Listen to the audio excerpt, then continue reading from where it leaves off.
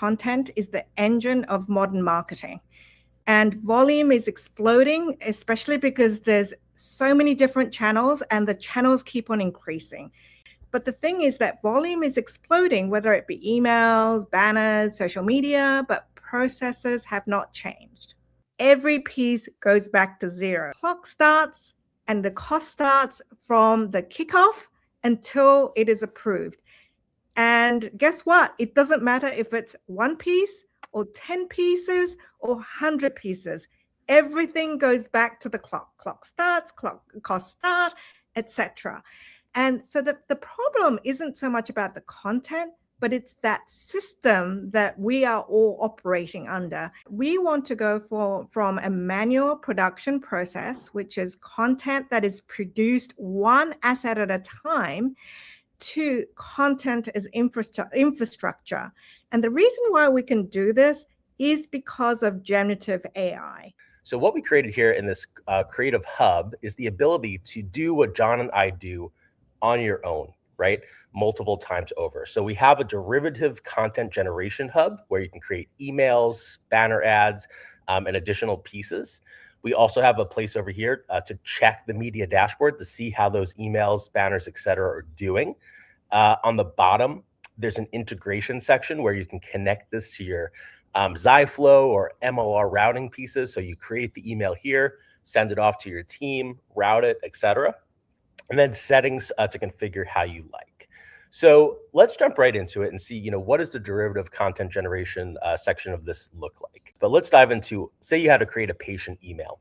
The typical process, John, right, as we both know, as you would create a brief, you would talk to a team, you would wait a couple of days for me to type and write stuff. John would design it back and forth, right? So that's how it is. But does it have to stay that way? So here, patient email, select the image that you'd like. Okay, let's use the guy in the middle, let's say.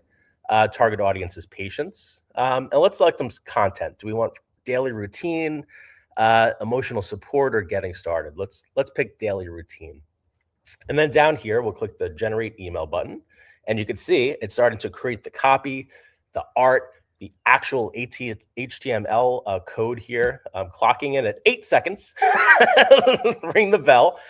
We have a fully coded programmed HTML email.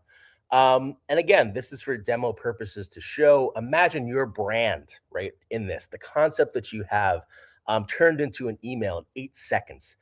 What would you do with that possibility? So here we have, again, hero image, right? Whatever that is for you, we can program in, customize. You've got a headline, the drop I love, just one drop a day. You've got your body copy. You've got CTAs, typical pharma things that we know we need, right? References would be in there, fully referenced. Your important safety information, your links, your sign off, and everything else that you need. I have a question for you guys. When somebody comes to you because they've used the system and they said, hey, we don't need to talk to you, what's the first reaction that you have? The first reaction is actually, it's funny. It's like, yeah, great. The system's working. I know it sounds kind of crazy as, creatives, there's a lot of mixed feelings about AI. We know that, we recognize it. But I think we're building it in a way that we're still part of it, right? And, we're helping these clients that we love over the years. We built a lot of great relationships. We want them to be successful. We're in pharma helping people, right? So to us, it's all about helping people faster and how do we get the message out quicker and all that. So I think, when clients say, hey, we don't need you, we're like, that's great. We can go and help, other people too, and whatever it is. So to us, it actually feels good. Good, John. Yeah. Real quick, I'll just answer your question. That means it's working, right? And that means that we listened. I think that was the biggest thing for Brian and I creatives. Like, did we listen? Did we, hear what the audience needed? Was the work authentic? I went through my slides pretty quickly, and maybe it went over people's heads about what we're trying to say here in terms of content as infrastructure. We think of this as a complete shift in how content is produced. Like, from a creative perspective, how would you describe this content as infrastructure versus this manual production process that we've been doing?